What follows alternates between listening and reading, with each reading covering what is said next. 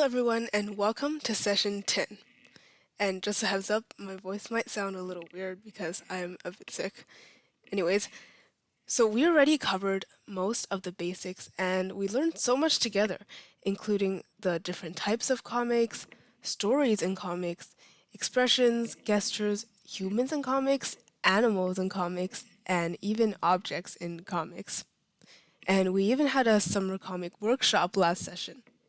So now I think we're ready to learn more technical details about comic drawing.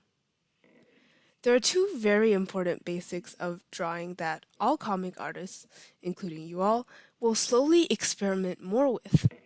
And those important basics are lines and color.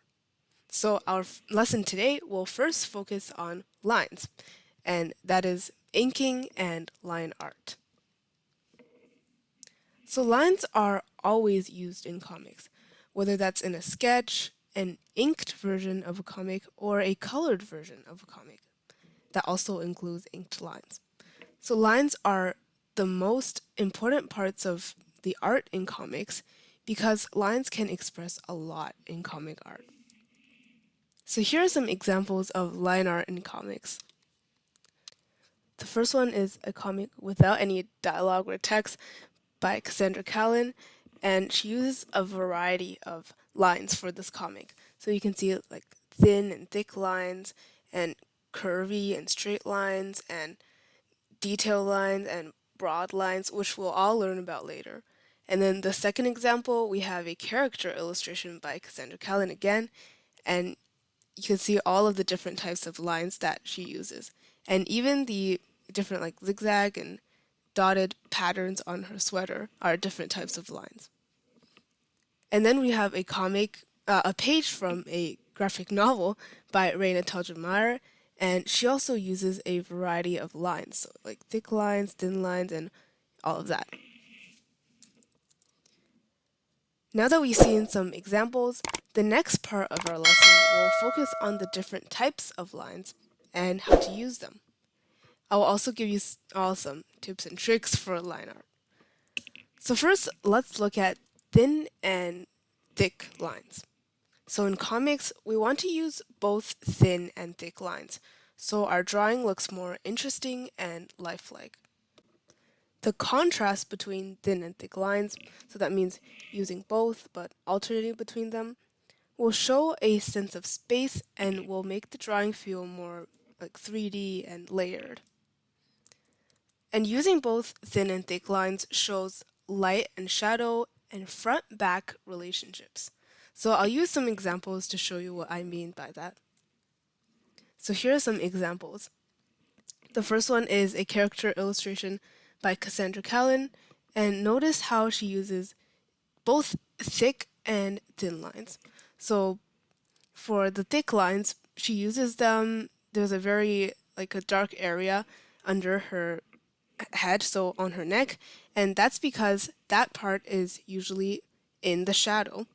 And also under her hand over here, that is, like rest that her chin is resting on, and also here, like in between her legs and her body over here, that part is in the shadow, so she uses thick lines for that. And in the for the parts that are in lighter areas, so that are not in the shadow, for example, her hair and her arm over here, she uses thinner lines to show that they're not in the shadow, so they're in the light. And for front back relationships, she also uses lines to show that. So front back relationships means which like object or body part is in front of the other.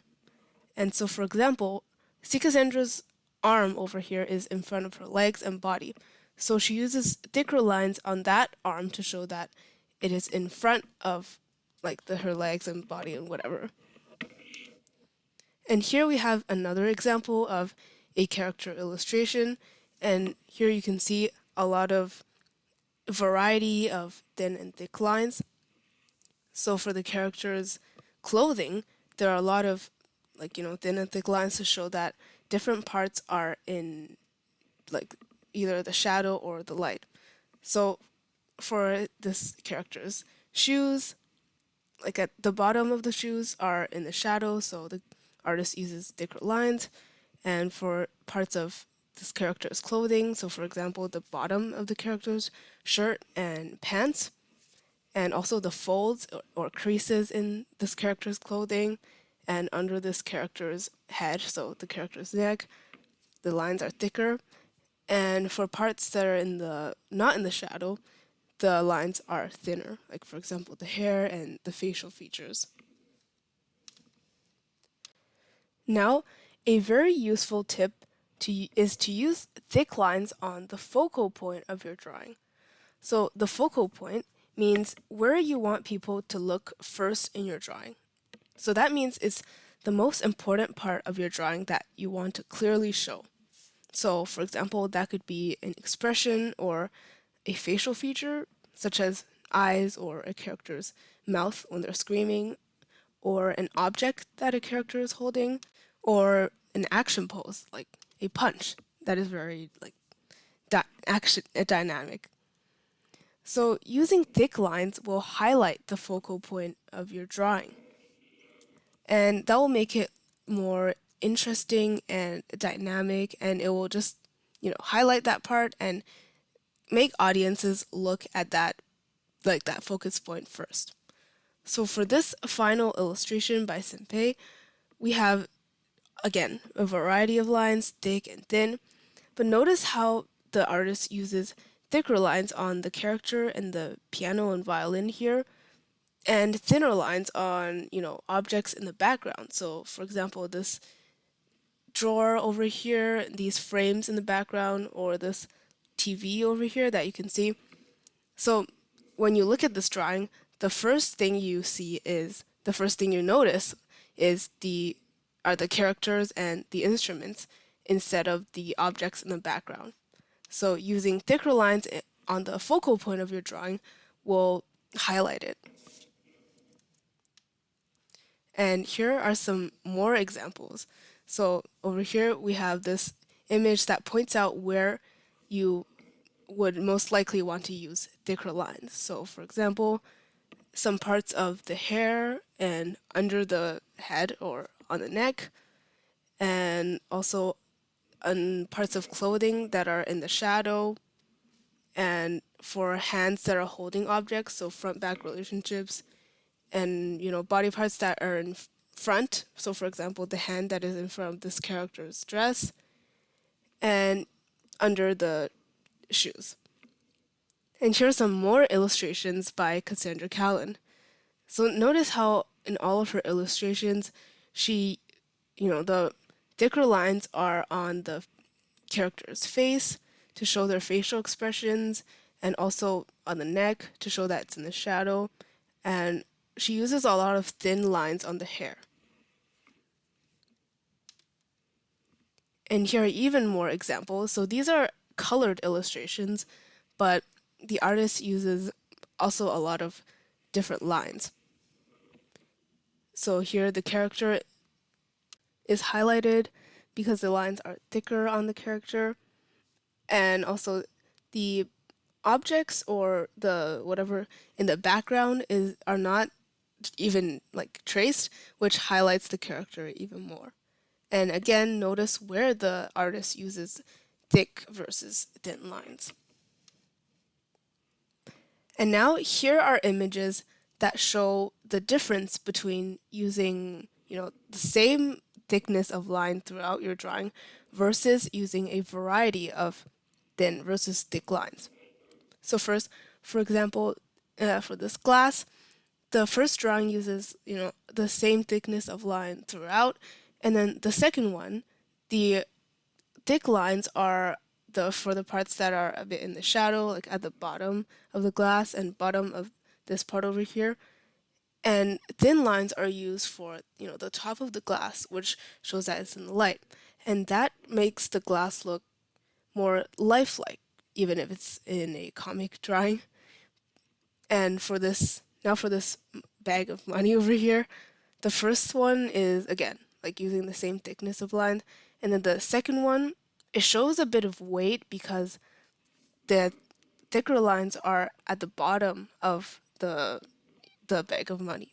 That shows that it's in the shadow.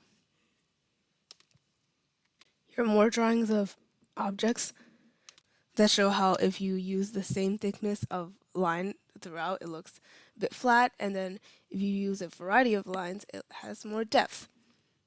And here's a mini guide that shows that like you can use thinner lines when for the parts of an object that is farther away and thicker lines for the parts of an object that is closer.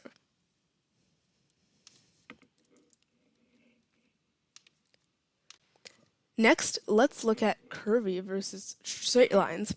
So curvy and straight lines represent different textures, and the contrast of them will give your drawings a sense of realism, even when it's in comic style. So let's look at some examples of where to use curvy or straight lines. Here are some more examples by Cassandra Callan, and I'm using a lot of examples from her because she has very nice line work in her drawings or comics or illustrations. So here are some illustrations by her. And so for curvy lines, you want to use them in parts that are like objects that are softer, like for example pillows or plushies or stuffed animals. And you also want to use them in hair when the hair is very soft, and in creases in clothing when the clothing is very soft, which is often. And you also want to use curvy lines for living things. So for example, for humans and animals, to show that they're, more to show that they're more lifelike. So for example, here for Cassandra Callan's drawings, she uses a lot of curvy lines for her hair and also for the clothing. So for example, on the second image here, there are a lot of creases on her big sweater. So she uses a lot of curvy lines over here. And also for for her facial features, the outline of her face and all of that, she uses all curvy lines. Now for straight lines, you want to use them for hard objects, obviously. So for example, for computers or rocks and chairs. So many objects around you actually. And you also want to use them for things that you want to show as hard. So for example, maybe some muscles. And here for the C. Cassandra example, she uses straight lines for the computer and for this shelf on this third image here, for her shopping cart and many objects on these shelves. So for example, these frames and these little boxes over here. And here are more examples from other artists that use curvy versus straight lines. So for the first image, this is a illustration of maybe some, just a character that looks very fancy. The artist uses a lot of curvy lines to maybe show that she's a bit on the feminine side. So for example, her clothing, they're very flowy and they look very soft. And for her hair as well, very flowy. And then on the right hand side for this example, this character has very spiky hair, and the artist uses a lot of straight lines to show that maybe they're very they're harder, they're not that soft, and yeah, they're very spiky. The artist also uses a lot of more straight than curvy lines for this character's clothing and even facial features. So for example, the eyebrows are more of straight lines. And that maybe shows that this character is more on the masculine side. Now, I also want to remind you to keep your lines smooth and clean while inking your sketches. So keep your lines confident, like in these examples here, confident and smooth and flowy. And make sure, try not to do this thing called chicken scratching. So, like, drawing little lines that connects as a whole line, you can see in this example. So try your best not to do that and to keep your lines clean and smooth. And also try your best not to draw like shaky lines and in this example here it says stiff, wobbly, and hesitant. So try to keep them confident and smooth and keep them flowy. And now when you're inking, you can use the techniques that we learned in today's lesson to make your lines more interesting and pleasing to look at. So as a quick summary, we learned about thin versus thick lines. So for example, light and shadow, front-back relationships, and focal point. And we learned about curvy and straight lines, so different objects with different textures, or to give off different feelings, for example, feminine versus masculine. And we also learned how to keep our lines confident and smooth and clean. Now, last but not least, I want to share with you the different tools you can use to ink, because different pens produce different effects. So some examples on the slide here are gel pens, and I'm sure like many of you have gel pens at home, so that is a very easy to find tool that you can also use to ink. And then over here we have fine liners and different thicknesses of fine liners, like using many different thicknesses will give your illustrations or comics a nice effect. And then we have brush pens. So brush pens, you only need one to create many different, thicknesses of lines, because brush pens, they can be both, you can create many different thicknesses of lines just by, applying more or less pressure on them. And some other examples are like ballpoint pens and markers. So those are not the most ideal for inking, but if that is all you have, you can still create like the brush pens effect using those. So for example, with the ballpoint pen, for the thicker parts, you can trace over the lines again and make them thicker to get that effect. And for brush pens, different angles and different pressures of strokes produce different lines. And same with fine liners, but they can't you can't apply too much pressure. But for brush pens, if you tilt the pen more and if you like press on it harder, it gives thicker lines. So brush pens are very nice for inking and for line art. Now it's time for our workshop. So today's workshop will have 2 steps. So first, to warm up, we're going to practice drawing different lines. So choose a pen that works for you, whether that's a fine liner or a brush pen or anything you have, and experiment with different thicknesses, pressure, and textures.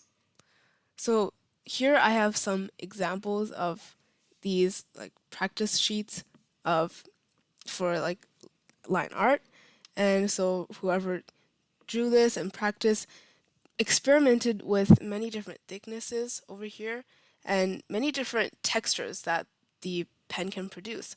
So for example, over here, a lot of these dotted little textures.